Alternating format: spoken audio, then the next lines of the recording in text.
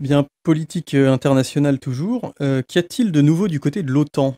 Alors je serai rapide, mais c'est pas parce que je serai rapide que c'est sans importance. Il se trouve que l'OTAN a décidé de faire une opération des essais, hein, une opération qui s'appelle Trident Juncture, et qui se veut une réplique, un entraînement à échelle, à grande échelle, d'une probabilité qui serait que la Russie, en fait, c'est pas exactement dit comme ça, mais c'est quand même ça, que la Russie attaque la Norvège.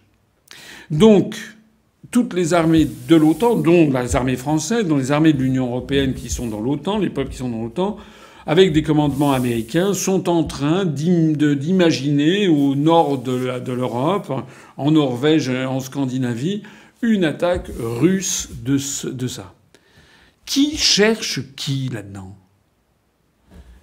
Lors de l'université d'automne, lors de débats que j'ai eus avec Emmanuel Todd, à un moment, Emmanuel Todd a fait rire toute l'assistance quand il a dit que la Russie se fichait éperdument d'envahir la Suède. Il expliquait que les Suédois, en ce moment, ont développé une espèce de fantasme sur l'attaque de la Russie. En fait, Emmanuel Todd pourrait dire la même chose avec la Norvège. Les Russes n'ont pas envie d'envahir la Norvège. Mais en revanche, ces grandes opérations à grand spectacle avec de nombreuses armées nationales, avec du matériel, etc., donnent à penser aux opinions occidentales qu'il y aurait une menace russe. Alors ce qui est intéressant, c'est que les Russes, cette fois-ci, ont décidé de ne pas laisser l'affaire passer, et ils ont décidé, réponse du berger à la bergère, de faire des essais de missiles, des tirs de missiles, juste à côté de l'endroit où il va y avoir cette grande opération d'envergure, Trident Juncture, des pays de l'OTAN. Donc c'est dans cette partie de l'océan qui se situe au nord de l'Écosse et qui va jusqu'au Spitzberg et au-delà. Eh bien, dans la partie internationale de l'océan, les Russes, comme ils en ont le droit selon le droit international, vont faire des tirs de missiles. Tout ceci n'est pas raisonnable.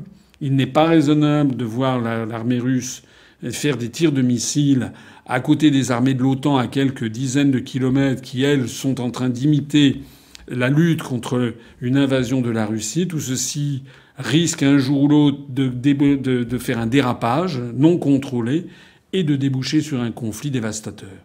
Mais qui a commencé? Pourquoi l'OTAN n'arrête-t-elle pas de faire ce genre d'opération? Je voudrais ici que vous réfléchissiez avec moi sur ce planisphère où l'on voit les bases militaires américaines dans le monde qui entourent partout la Russie et la Chine. L'inverse n'est pas vrai. Il n'y a que 2 bases militaires russes dans le monde, dont l'une est en Syrie.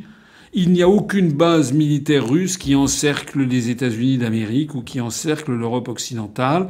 C'est bien le camp occidental et c'est bien les États-Unis d'Amérique qui cherchent la cogne.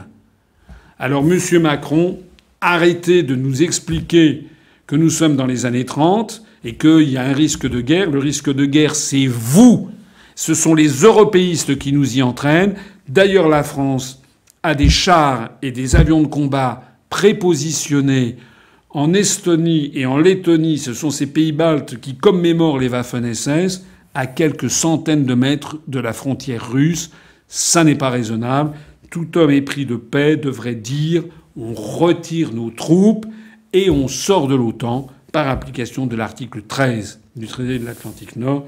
C'est, comme vous le savez, ce que l'UPR propose depuis plus de 11 ans et demi et c'est ce que nous continuerons à proposer pour défendre la paix du monde.